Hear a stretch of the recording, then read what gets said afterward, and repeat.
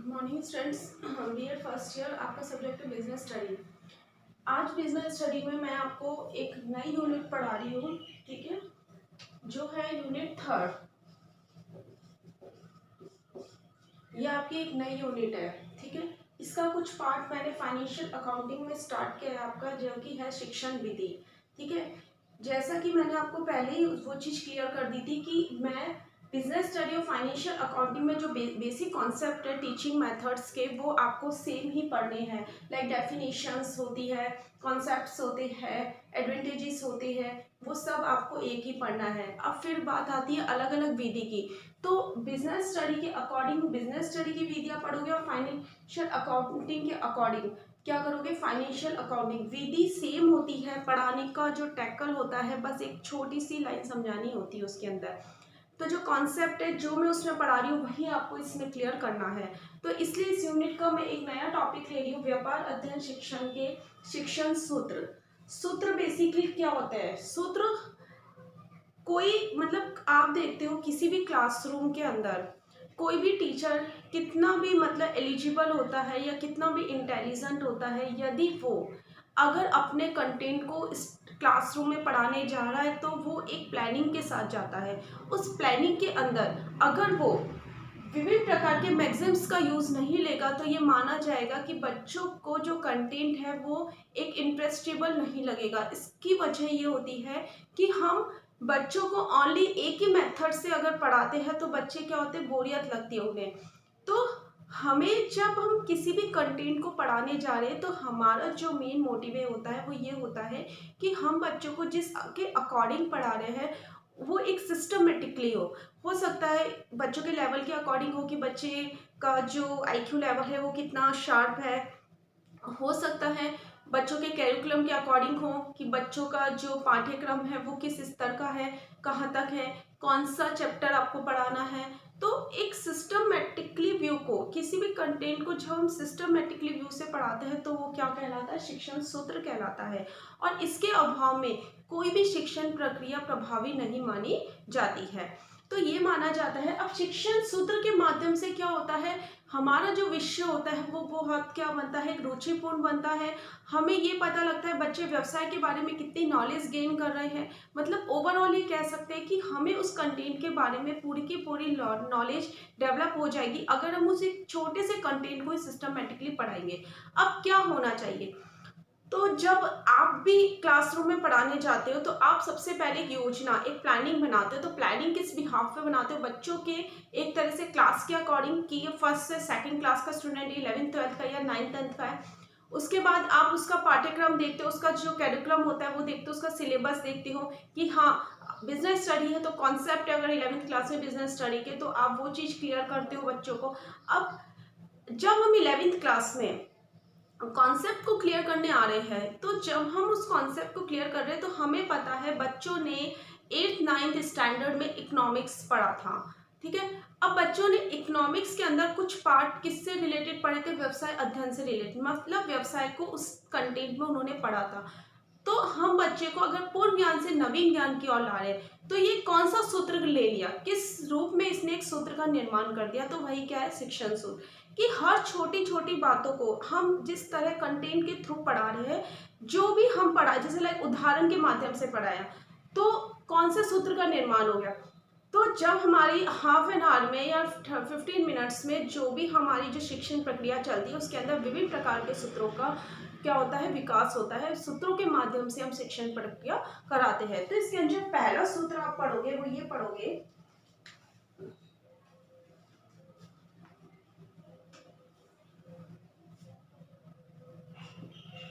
पहला सूत्र जो आप पढ़ोगे वो पढ़ोगे ज्ञात से अज्ञात की ओर।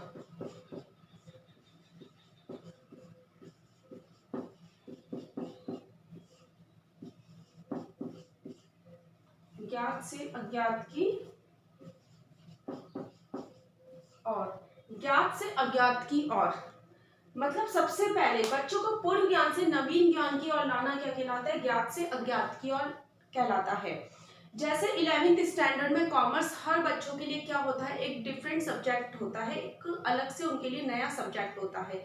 तो जब हम बिजनेस स्टडी की बात करते हैं तो अभी जस्ट 2 मिनट पहले मैंने एक एग्जांपल दिया था कि व्यवसाय, तो बच्चों ने 8th 9th 10th में व्यवसाय को पढ़ा था, तो बच्चों को उसके पूर्व ज्ञान से नवीन ज्ञान की ओर हम लेके आएंगे कि हमने जो व्यवसाय पढ़ा था वो एक आर्थिक वित्तीय के रूप में पढ़ा था या आर्थिक व्यवसाय के रूप में पढ़ा था, लेकिन अब हम जो व्यवसाय पढ़ रहे हैं उसके अंदर पूरी की पूरी हम नॉलेज एक बिजनेस से रिलेटेड पढ़ रहे हैं कि बिजनेस के अंदर क्या क्या इंक्लूड होता है, बिजनेस के अंदर किस तरह मैनेजमेंट होता है।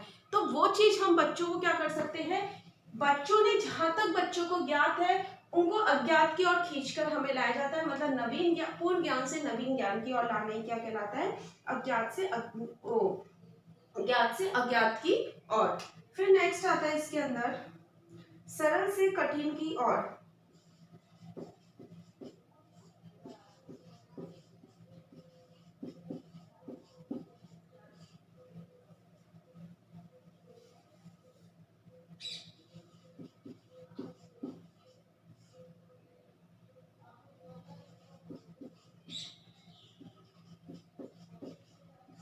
सरल से कठिन की ओर कि जैसे हम कोई नया टॉपिक बच्चों के सामने स्टार्ट कर रहे हैं, हमने स्टार्ट किया बच्चों के सामने एक तरह से प्रबंध, ठीक है।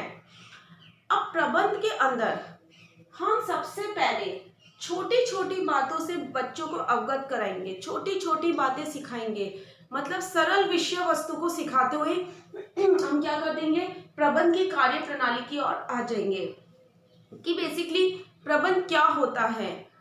आपके घर में आपकी मम्मी फूड बनाती है, तो जब वो खाना बनाती है तो उसका एक मैनेजमेंट होता है कि हाँ मुझे सबसे पहले ये परचेस करना है, उसके बाद मुझे ये चीज़ों की जरूरत पड़ेगी, वो इस तरह मैनेजमेंट करती है पूरा का पूरा। तो इस तरह बच्चों को छोटे छोटे सरल सरल बातों की सरल सरल भागों को पहले समझाया जाता है और उसके बाद फटाफट कठिन की ओर लेके जाया जाता है, जिससे बच्चे जब उस कंटेंट को पढ़ना शुरू करें छोटे छोटे भागों को, फिर जब वो बड़े भाग को पढ़ेंगे तो उन्हें प्रॉब्लम्स क्रिएट नहीं होगी। तो जब हम शिक्षण करवाते हैं किसी भी चाइल्ड को तो सबसे पहले हम ये अपनाते हैं पूर्व ज्ञान से नवीन ज्ञान की ओर और सरल से कठिन की और फॉलो करते हैं। ऐसा करने से बच्चों को विषय वस्तु जल्दी कैचअप होती है। फिर नेक्स्ट आता है इसके अंदर 3rd नंबर प्रत्यक्ष से परोक्ष की ओर।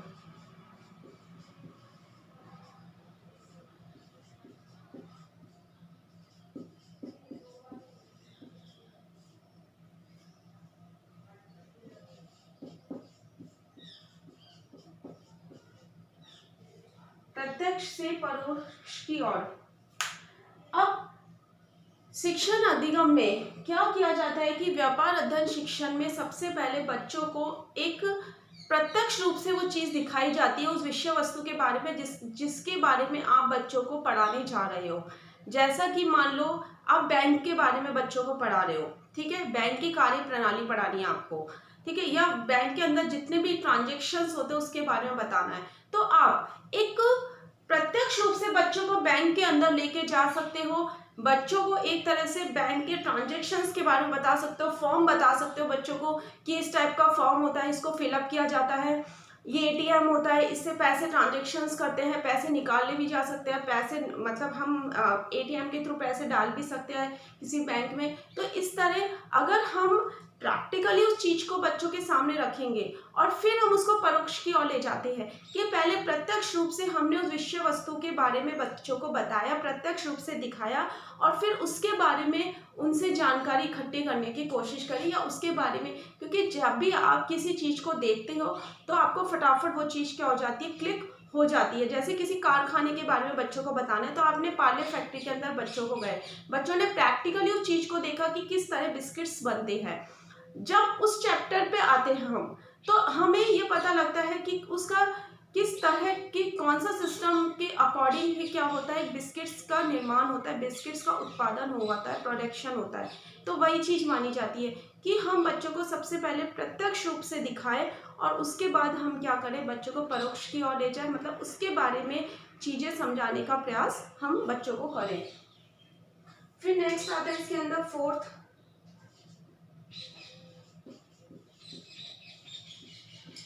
सरल से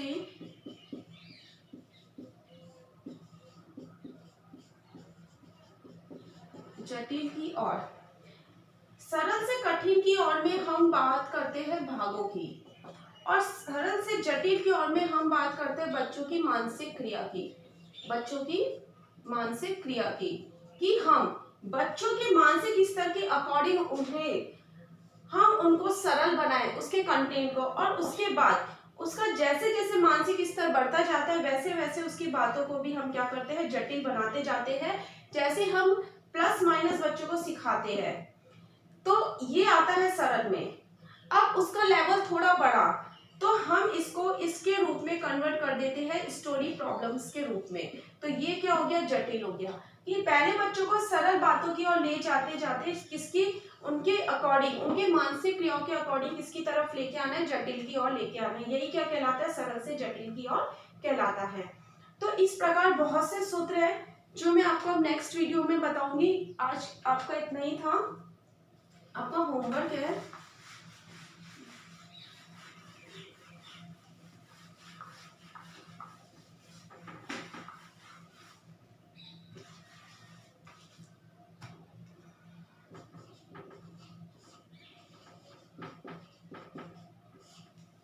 व्यापार अध्ययन शिक्षण के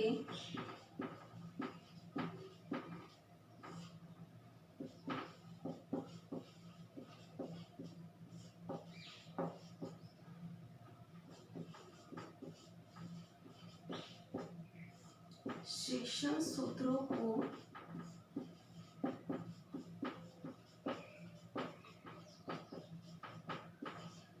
व्यापार अध्ययन शिक्षण के शिक्षण सूत्रों को समझाइए। इसी के साथ घर पे रहिए, सुरक्षित रहिए। Thank you.